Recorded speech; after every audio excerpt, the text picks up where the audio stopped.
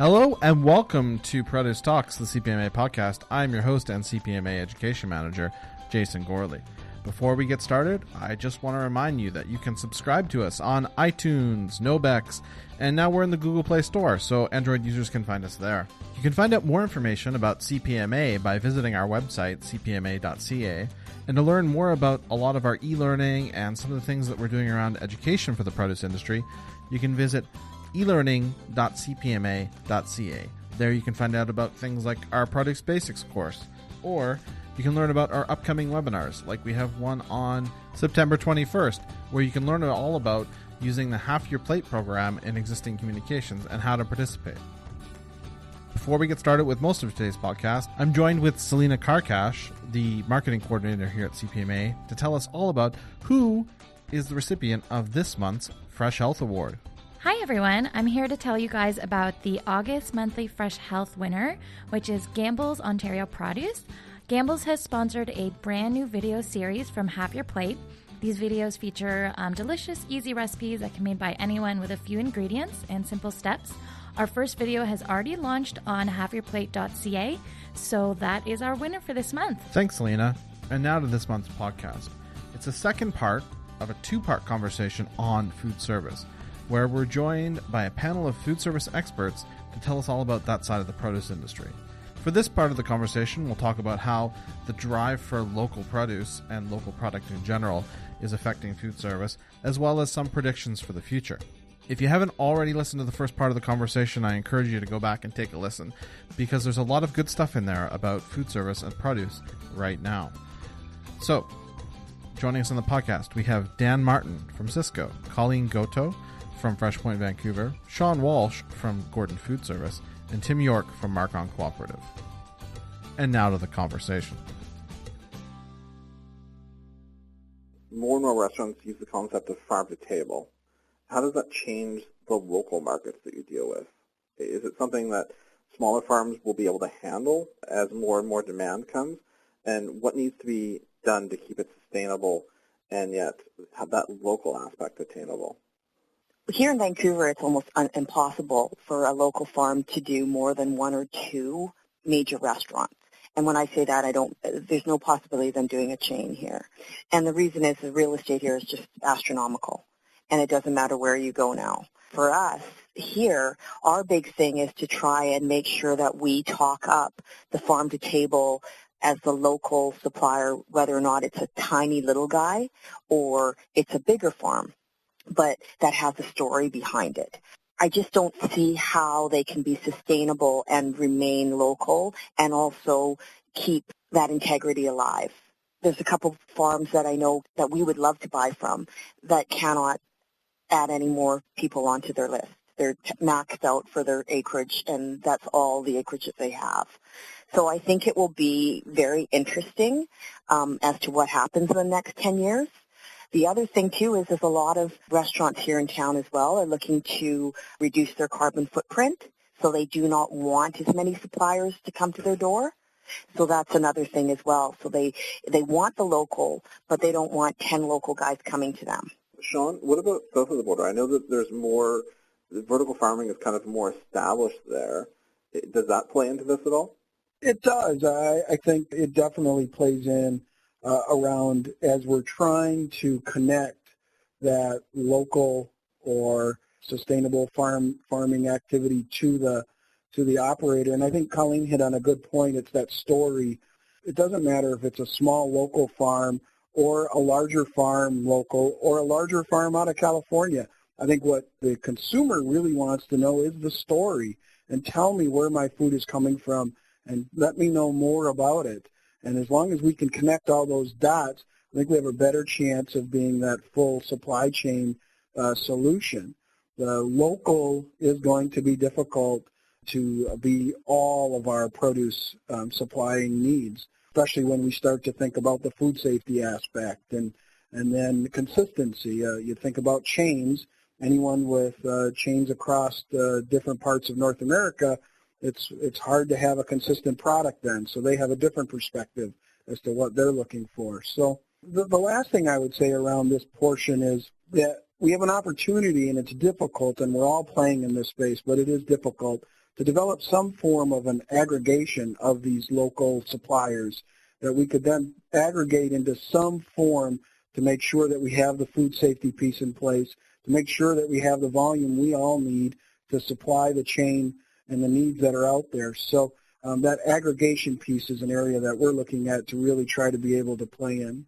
Sean said it well. It's about really making sure that we're telling that story. So that requires us to be a bit more transparent about where supplies are being grown, how that product is getting to our distributors, and then from the distributors down to the operators, because people indicated that they do want to know where their food is coming from. They want to know more about it. They want kind of, if you will, that peek behind the curtain. So I think it's incumbent upon us to build a more transparent system that we can share that information, whether it's a grower that's just down the block or it's a California lettuce grower that is shipping all the way to eastern Canada. It's sharing that story about the farm, the farmers, which is typically a multi-generational farm practices, about their sustainability story, about their family history, any number of things that we could be talking about it. But I think it's important that we're sharing that knowledge down through the system, and as Sean said, telling that story.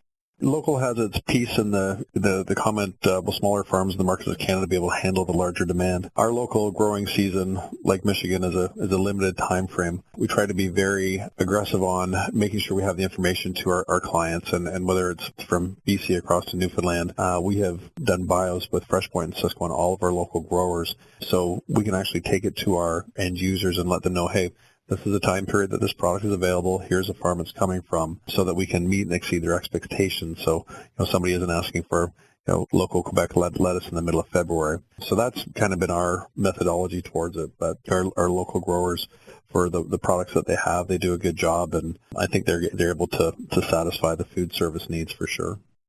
And now let's take a quick break to hear from our sponsor. All right, and I have Ray from Nature Fresh on the line.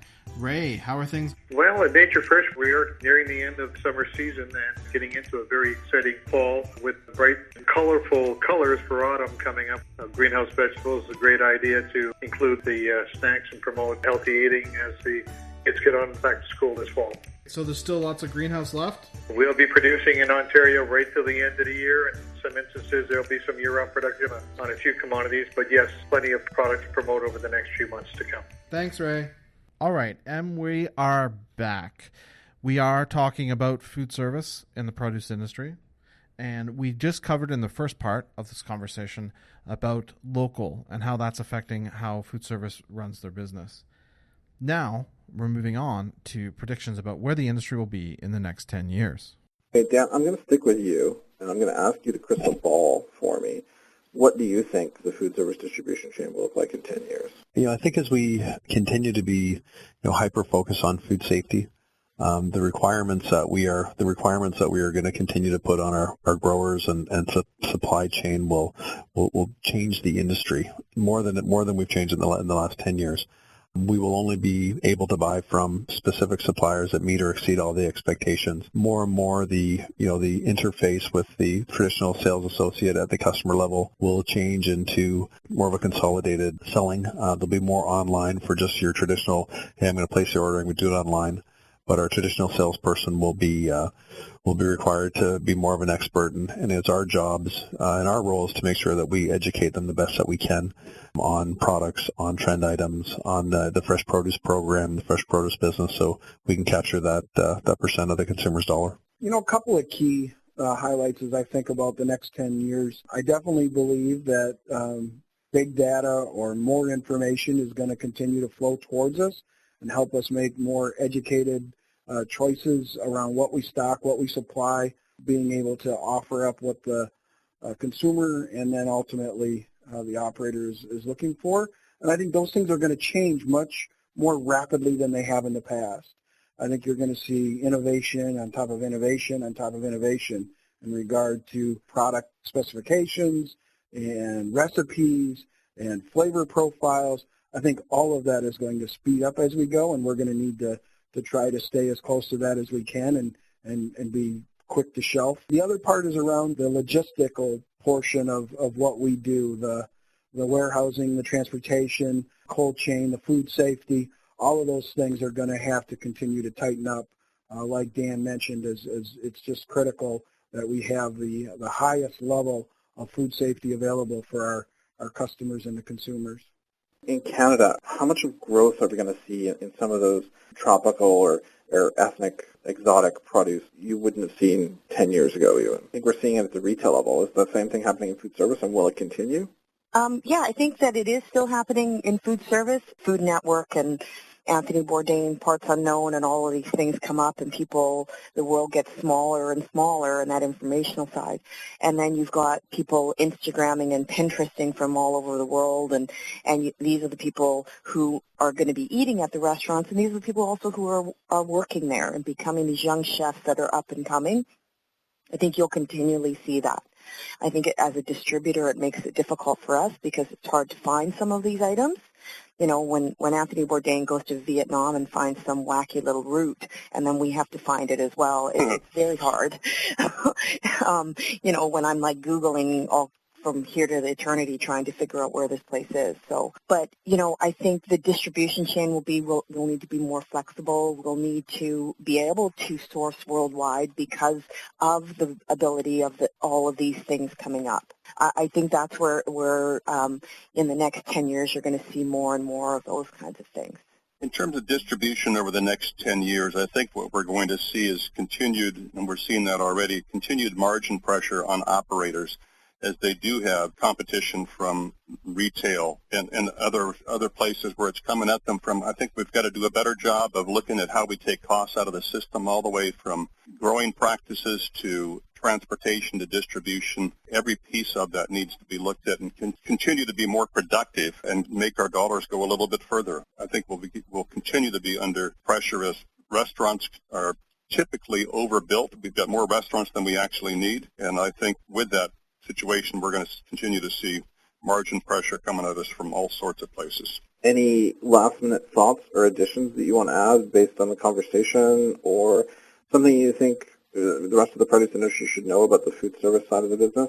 Sure. So I thought I would add a little bit the question you threw at Colleen around variety in Canada, and I have some perspective of watching both of our businesses in Canada and the U.S., and I just would want to share, based on what I see, is the Canada consumer and operator is very much on the forefront of new products, new ideas, new trends, definitely a great mix of ethnic specific to certain areas of the country, and wanted to share that Canada takes no back seat in that space around being on the forefront of new variety items. And to Colleen's point, though, the logistics of Canada and knowing that most of the produce we're going to need to import makes a lot of that new innovation challenging to be able to supply.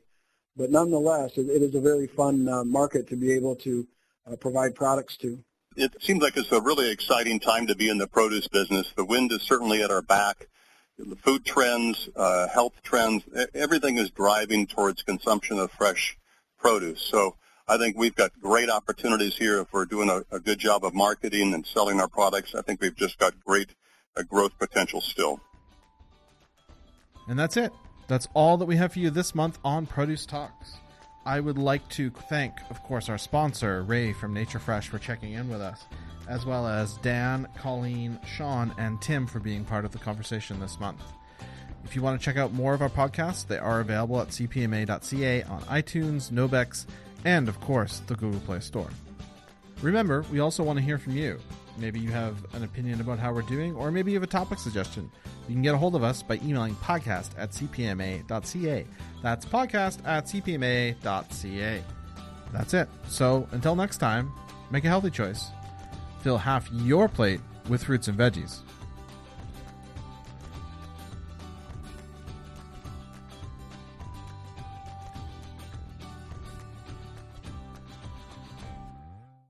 You will now be disconnected by the moderator.